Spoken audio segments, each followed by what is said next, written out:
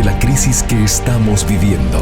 Huracanes, terremotos, incendios, pandemia. Necesitamos un mensaje a nuestro corazón. Ministerio al pequeño rebaño. Reciban un saludo y aquí estamos nuevamente para otro episodio al pequeño rebaño.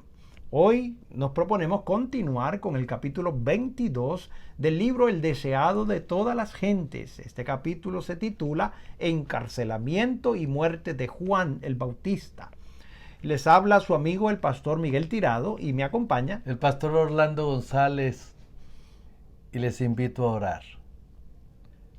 Dios eterno, que tu Santo Espíritu descienda sobre nosotros y nos conceda la paz del cielo, el entendimiento y el gozo de tu palabra, y que el estudio de hoy sea de gran bendición para nuestras vidas. Amén. En el nombre de Jesús. Amén. Amén.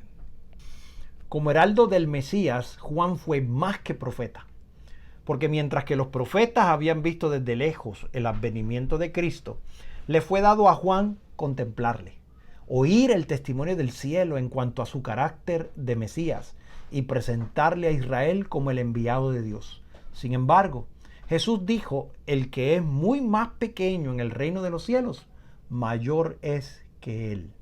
El profeta Juan era el eslabón que unía a las dos dispensaciones. Como representante de Dios, se dedicaba a mostrar la relación de la ley y los profetas con la dispensación cristiana. Era la luz menor que había de ser seguida por otra mayor. La mente de Juan era iluminada por el Espíritu Santo, a fin de que pudiese derramar luz sobre su pueblo. Pero ninguna luz brilló, ni brillará jamás tan claramente sobre el hombre caído como la que emanó de la enseñanza y el ejemplo de Jesús. Cristo y su misión había sido tan solo obscuramente comprendidos bajo los símbolos y las figuras de los sacrificios. Ni Juan mismo había comprendido plenamente la vida futura e inmortal a la cual nos da acceso al Salvador. Aparte del gozo que Juan hallaba en su misión, su vida había sido llena de pesar. Su voz, que había oído rara vez fuera del desierto, tuvo el destino de un solitario. No se le permitió ver los resultados de sus propios trabajos. No tuvo el privilegio de estar con Cristo ni de presenciar la manifestación del poder divino que acompañó a la luz mayor. No le tocó ver a los ciegos recobrar la vista, a los enfermos sanar y a los muertos resucitar. No contempló la luz que resplandecía a través de cada palabra de Cristo, derramando gloria sobre las promesas de la profecía. El menor de los discípulos que contempló las poderosas obras de Cristo y oyó sus palabras era en este sentido más privilegiado que Juan el Bautista, y por lo tanto se dice que es mayor que él. Por medio de las vastas muchedumbres que habían escuchado la predicación de Juan, su fama cundió por todo el país. Había un profundo interés por el resultado de su encarcelamiento. Sin embargo, su vida inmaculada y el fuerte sentimiento público en su favor inducía a creer que no se tomarían medidas violentas contra él. Herodes creía que Juan era profeta de Dios y tenía la plena intención de devolverle la libertad, pero lo iba postergando por temor a Herodías. Esta sabía que por las medidas directas no podía nunca obtener que Herodes consintiese en la muerte de Juan y resolvió lograr su propósito por una estratagema. En el día de su cumpleaños del rey, debía ofrecerse una fiesta a los oficiales del Estado y los nobles de la corte. Habría un banquete y borrachera. Herodes no estaría en guardia y ella podría influir en él a voluntad.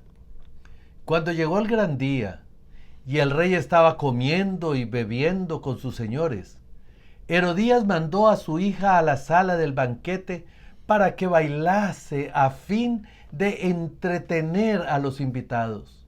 Salomé estaba en su primer florecimiento como mujer, y su voluptuosa belleza cautivó los sentidos de los señores entregados a la orgía.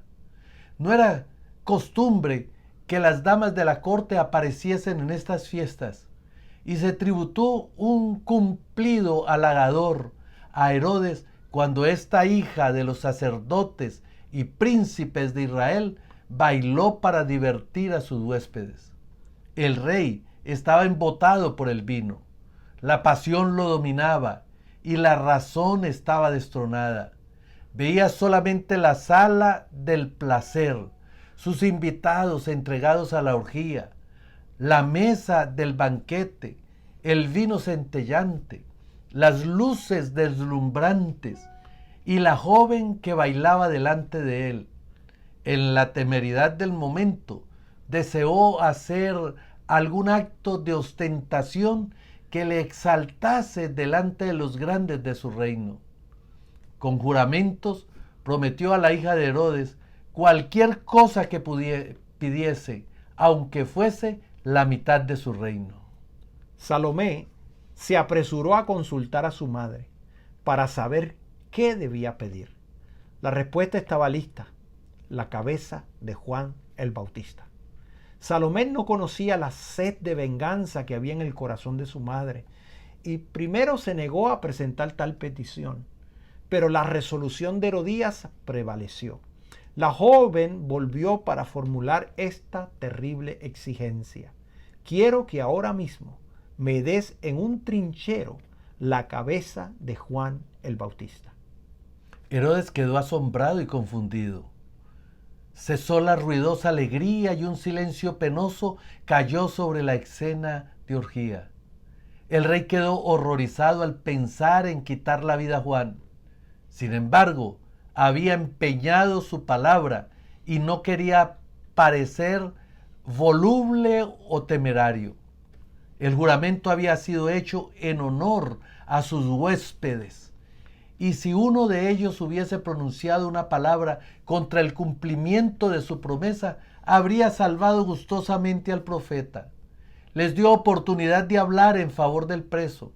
Había recorrido largas distancias para oír la predicación de Juan y sabía que era un hombre sin culpa y un siervo de Dios. Pero aunque disgustados por la petición de la joven, estaban demasiado entontecidos para intervenir con una protesta. Ninguna voz se alzó para salvar la vida del mensajero del cielo. Esos hombres ocupaban altos puestos de confianza en la nación y sobre ellos descansaba grandes responsabilidades. Sin embargo, se había entregado al banqueteo y a la borrachera hasta que sus sentidos estaban embotados. Tenían la cabeza mareada por la vertiginosa escena de música y baile y su conciencia dormía.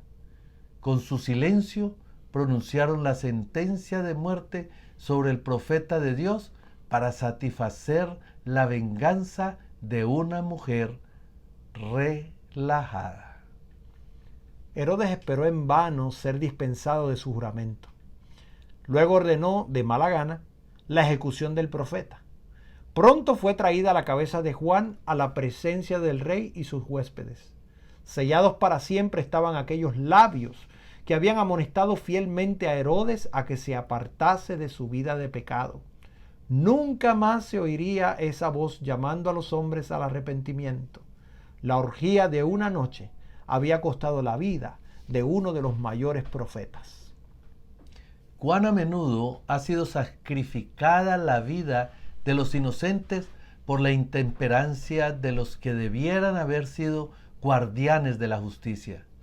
El que lleva a sus labios la copa embriagante se hace responsable de toda la injusticia que pueda cometer bajo su poder embotador. Al adormecer sus sentimientos, se incapacita. Sentidos. Sentimientos, volví. Al adormecer sus sentidos, se incapacita para juzgar serenamente o para tener una clara percepción de lo bueno y de lo malo.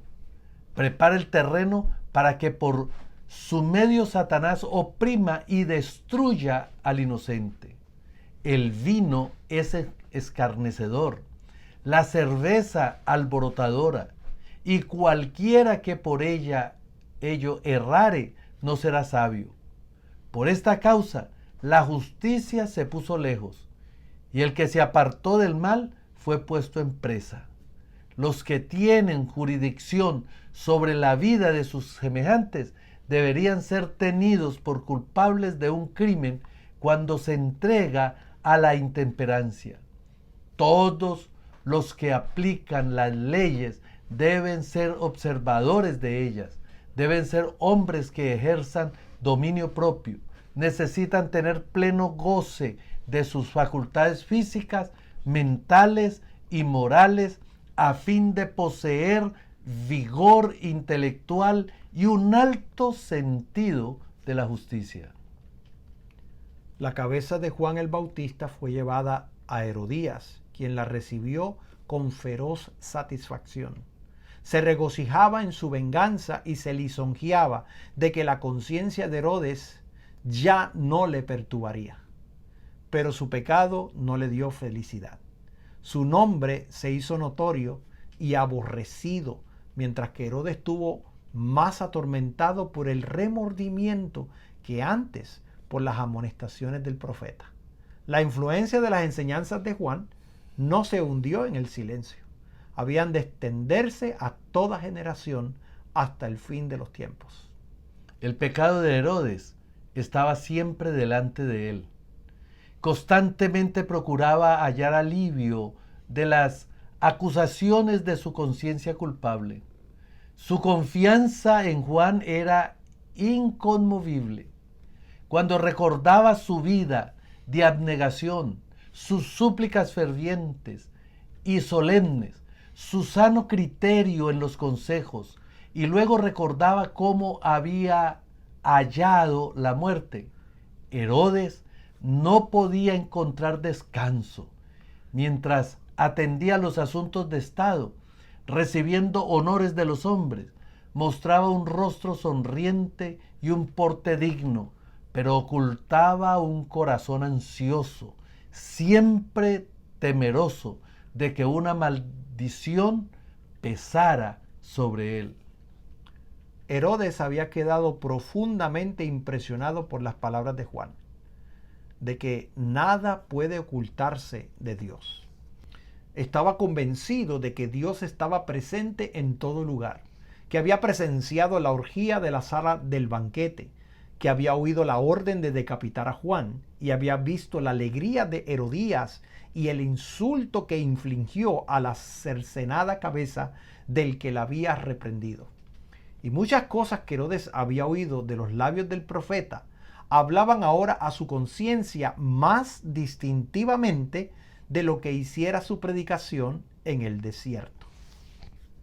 Cuando Herodes oyó hablar de las obras de Cristo, se perturbó en gran manera. Pensó que Dios había resucitado a Juan de los muertos y lo había enviado con poder aún mayor para condenar el pecado. Temía constantemente que Juan vengase su muerte, condenándole a él y a su casa. Herodes estaba cosechando lo que Dios había declarado resultado de una conducta pecaminosa. Corazón tembloroso y caimiento de ojos y tristeza de alma, y tendrás tu vida como colgada delante de ti, y estarás temeroso de noche y de día, y no confiarás de tu vida. Por la mañana dirás, ¿quién diera fuese la mañana? Por el miedo de tu corazón, con que estarás amedrantado, y por lo que verán tus ojos. Los pensamientos del pecador son sus acusadores. no podría sufrir tortura más intensa que los aguijones de una conciencia culpable que no le deja descansar ni de día ni de noche. Para muchos, un profundo misterio rodea la suerte de Juan el Bautista. Se preguntan por qué se le debía dejar languidecer y morir en la cárcel. Nuestra visión humana no puede penetrar el misterio de esta sombría providencia, pero esta no puede conmover nuestra confianza en Dios cuando recordamos que Juan no era sino partícipe de los sufrimientos de Cristo. Todos los que sigan a Cristo llevarán la corona del sacrificio. Serán, por cierto, mal comprendidos por los hombres egoístas y blancos de los feroces asaltos de Satanás. El reino de éste se estableció para destruir ese principio de la abnegación y peleará contra él donde quiera se manifieste.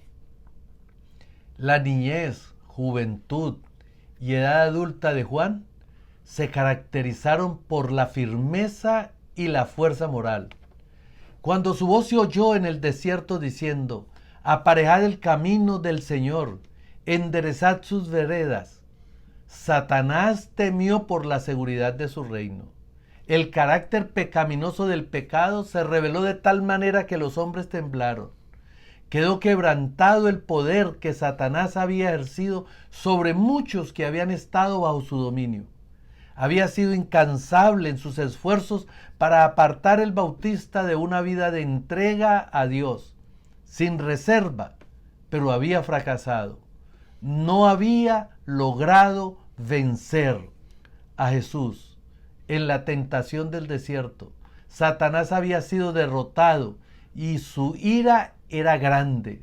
Resolvió causar pesar a Cristo hiriendo a Juan. Iba a hacer sufrir a aquel a quien no podía inducir a pecar. Jesús no se interpuso para librar a su siervo. Sabía que Juan soportaría la prueba. Gozosamente habría ido al Salvador a Juan para alegrar la lobreguez de la mazmorra con su presencia, pero no debía colocarse en las manos de sus enemigos, ni hacer peligrar su propia misión. Gustosamente habría librado a su siervo fiel, pero por causa de los millares que en años ulteriores debían pasar de la cárcel a la muerte, Juan había de beber la copa del martirio. Mientras los discípulos de Jesús languideciesen en las solitarias celdas o pereciesen por la espada, el potro o la hoguera, aparentemente abandonados de Dios y de los hombres, ¿qué apoyo iba a ser para su corazón el pensamiento de que Juan el Bautista, cuya fidelidad Cristo mismo había atestiguado, había experimentado algo similar?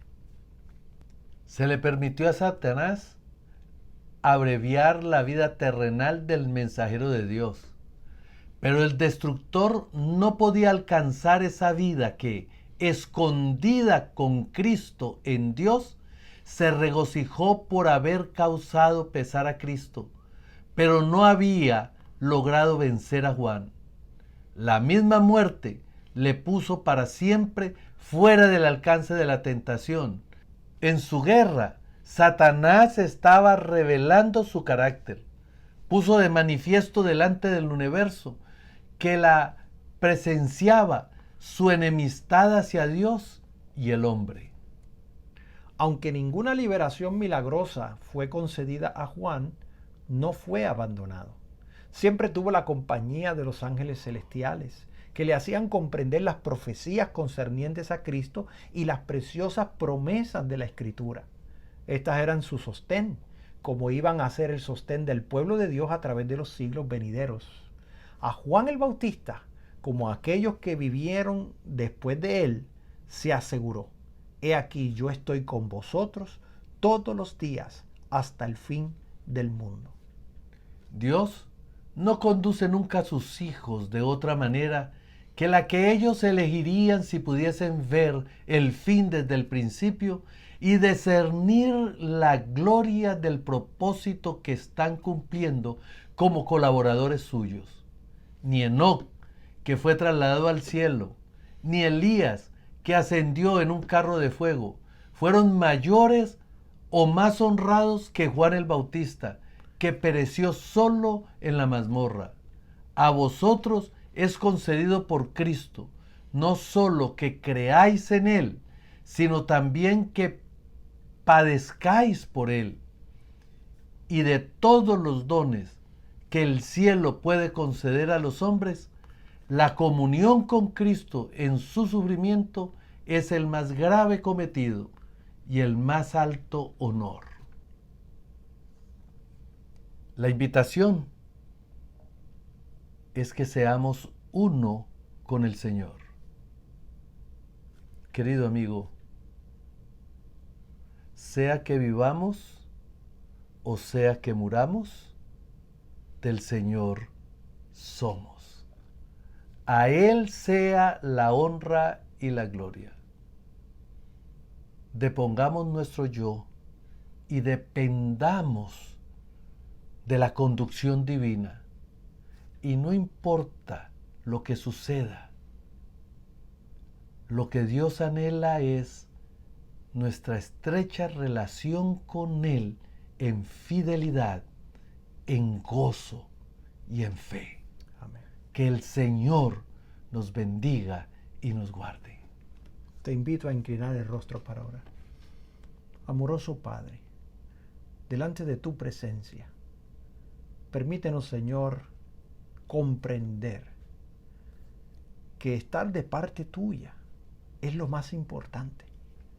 Que ya sea que vivamos o ya sea que muramos, si estamos contigo, no tenemos nada que temer. Por lo tanto, en el nombre de Jesús, colocamos nuestra vida a tu servicio. En el nombre de Jesús.